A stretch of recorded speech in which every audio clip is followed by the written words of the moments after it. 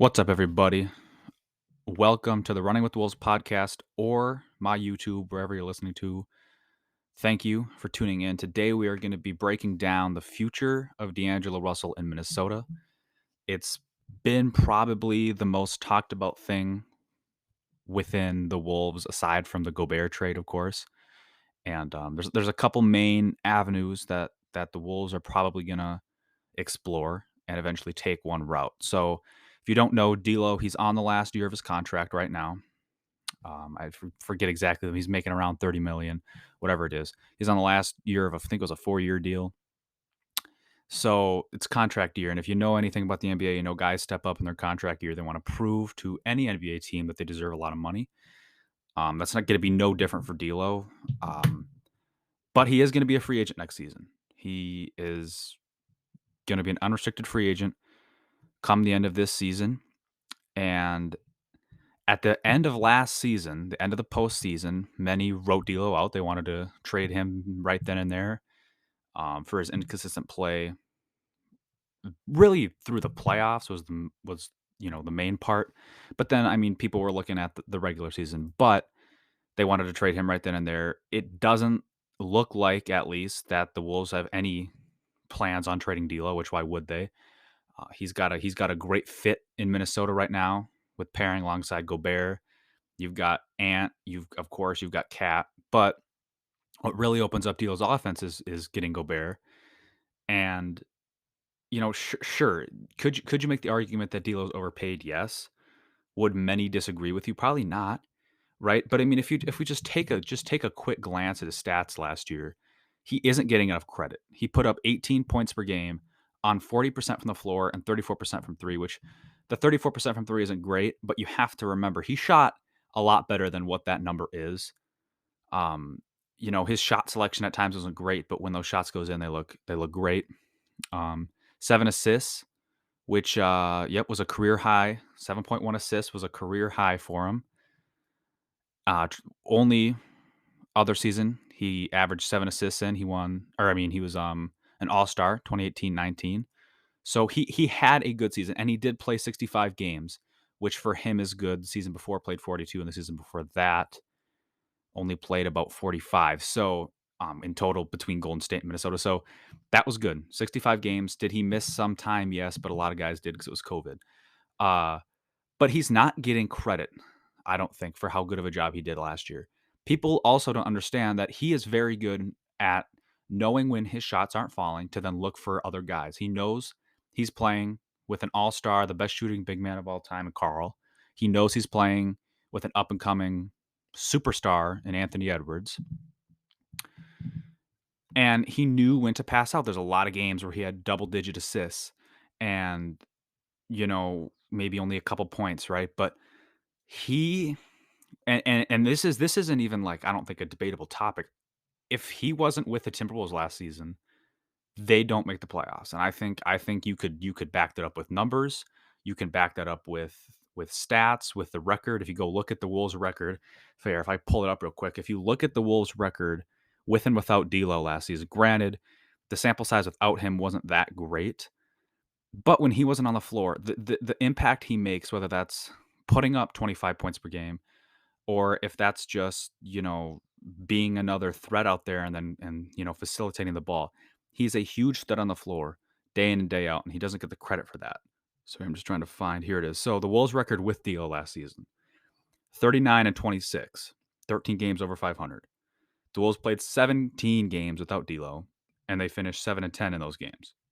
So granted, the sample size without D'Lo and with is, a little stark, but it just shows you, right? We are an under 500 team without him, and we were a 13 games over 500 team with him on the roster.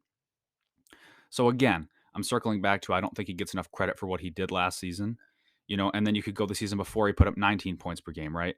Again, in only 42 games played, and Anthony Edwards is not quite as good at all as he was last season. And you have to look at the play-in game too, which I think was D'Lo's best game in a Timberwolves uniform, where, man, I'm forgetting, he put up, was it like 29 points? And again, without D'Lo, he put up 29 points, 5 rebounds, and 6 assists in that game. Without D'Lo in that game, the Wolves don't win, and then they would probably have to go and play against the Pelicans to try to even just get a chance at the 8th seed, right?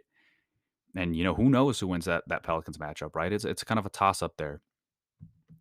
But again, he does not get credit for how good of a player he was last season and how much he elevated the team. So then that gets me back into the topic of this episode. What are the two avenues that the Timberwolves are going to explore, and which one do I think they're going to end up taking, right? So the first one, extend D'Lo now. Why are we waiting? We traded for Rudy, right? We signed Carl. Why are we waiting? The people who are saying this are the people that believe in D'Lo, which are like myself, right? They believe in D'Lo. They know how good he is and the talent he possesses. Why not just give him that extension now? You don't have to give him, you know, a massive extension, but just an extension. Keep him in Minnesota. Let him know he's wanted, right? Let him know and he's needed, which I believe he is. Right, but then that is where it's like, then you're getting kind of tied up here. If you give D'Lo a big extension or even just a medium extension for that matter, you're tied up with him. And did he have a little bit of an underwhelming season at times last year? Yes, 100%. Did he play $30 million worth? No, but it's funny because he was still underrated last year, and he still did not get the credit for how good he was. And with D'Lo, it's hard. It's hard to gauge what he's going to give you day in and day out, and I think that's the biggest thing. If he wants to make a name on an NBA team, he has to give that consistency, which I believe for the most part he did last season. But so that's the main that's what I've been hearing, right? That the people want to do for the most part is extend him now, keep him locked up. The other one, and this one I'm going to dive more into, and the one I believe is the best option: wait to extend him until next offseason. The reason the Wolves should do this is pretty an obvious one, right? You give D'Lo one more year. You give D'Lo a year, a normal offseason, a normal year with Rudy, with the new look Timberwolves, and you see what happens.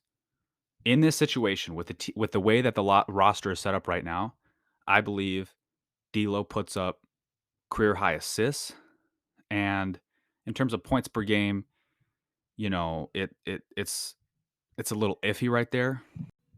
All right, sorry about that. So I was talking about the points per game. So what D'Lo is going to give you in terms of points per game, like I said, it's going to be a little iffy, right? I think that he puts up more points per game than he did last season. You've got that pick and roll partner in Rudy. You could argue there's more scorers on the team now with after that Gobert trade, but I feel you add Gobert to the team with D'Lo, it frees up so much more mid-range looks for D'Lo, 3-point looks, paint drives, right? Because Gobert is a great sealer on the roll. But yeah, so he's gonna have a great season next year, and let's just say he doesn't. Let's just say on the off chance D'Lo underperforms next year, he really is inconsistent. He's not putting up the numbers we expected. He's just kind of looking like a shell of himself, right? The fit there just isn't really great, and it doesn't improve from last year. You didn't extend him. You can let him walk in free agency, and I understand some people will say, "Well, I want to get value out of D'Lo." That's a lot of money we're just letting walk, right? And it's totally understandable to think that. But from what I've heard from around the league and people, in chatter, it doesn't sound like D'Lo has that big of a market right now. And if he underperforms next season, where's that market going to form, right, for a trade? Especially, I mean, if he just got extended to the same deal he's on now or a similar deal, where's this market going to come from? It's not. So there's not going to be a market for him. So then you let him walk in free agency, right? You're going to get his contract back. And, Minnesota has not been a free agent destination pretty much its entire existence, right? But it feels like it's starting to do that, right? We're getting, we got Bryn Forbes on a minimum deal, Kyle Anderson, Austin Rivers. It feels like this is a team that players are more willing to go to now. You got new owners, a new GM, new Pobo, right? And you go here if you want to win. I really feel that this is a team that players are going to want to go to win. And the Timberwolves just don't have cap right now to sign. They didn't come in the offseason with cap or roster space to sign a good player, right? But if you give the Timberwolves $30 million of cap room, because I read somewhere, I can't say where, I forget, but they were saying where it's like certain players don't resign this offseason, or sorry, next offseason. D'Lo walks in free agency. There's enough there to sign pretty close to a max deal, right? Not the super maxes, not the Karl Anthony Towns, but a big contract, right? Where you could go and get another star if you'd like, right? So that's where I think D'Lo's just roster space and cap space that he would allow the Timberwolves to have if he walked in free agency would honestly be more worth it than trading, right? Because like let's for example look back at the Jimmy Butler trade, right? The Timberwolves only got Dario Saric, Rob Covington, Jared Bayless, and like I don't even think we got a pick out of it. We might have gotten a second round or whatever it was, right? Not great value for Butler at all. Because Tom Thibodeau bit his tongue for too long and then he just had to dump him. But if like something similar I could see happening with D'Lo if the team decides to trade him, right? We give him an extension this offseason, doesn't work out. We look to trade him next offseason. I don't think there's going to be much of a return for D'Lo as some would hope for. And it's not gonna free up any cap because you have to trade him to a team that's you have to get some of that cap back. He's not gonna go to somewhere like the Thunder, right? I mean, so it's I don't think it'd be worth it to try to trade him with the deal he's on and the market it is now, which I think is stupid. I think, if you know me, I'm a big D'Lo believer, right? And I can point out flaws in his game, right? But I just think he gets too much slack for what he brings to the table day in and day out. Um, but it's a bummer that his market is that because I feel like he is, of course he's a little overpaid, but the value for him is still there. And some are acting like he's been written out of the NBA, and it's just like it's a bummer. I've also heard from some that he's holding back Anthony Edwards, and I think that's quite opposite.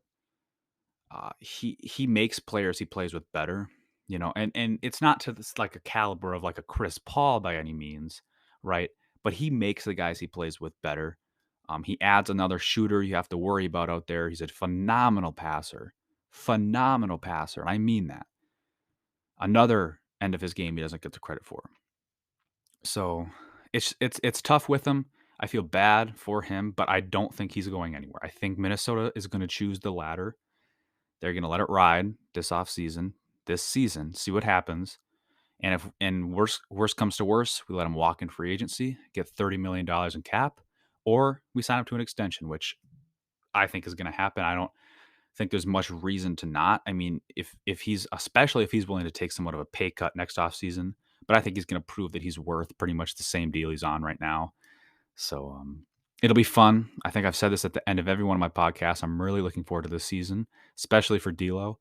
I'm looking forward to him to shut up some of the haters, the people that just for some reason just don't like him. So yeah, it'll be fun, man. I'm looking forward to it. If you're listening to this on YouTube, I appreciate it. More YouTube videos will be coming out soon. I just didn't really have the time. So certain topics that I believe are good enough to make into a YouTube video, I'll put out there. And if you liked it, let me know. Go check me out on Twitter and Instagram. Instagram T Wolves Wave, and then Twitter Charlie Walton MN, I believe. So yeah, man, I'll see you guys later.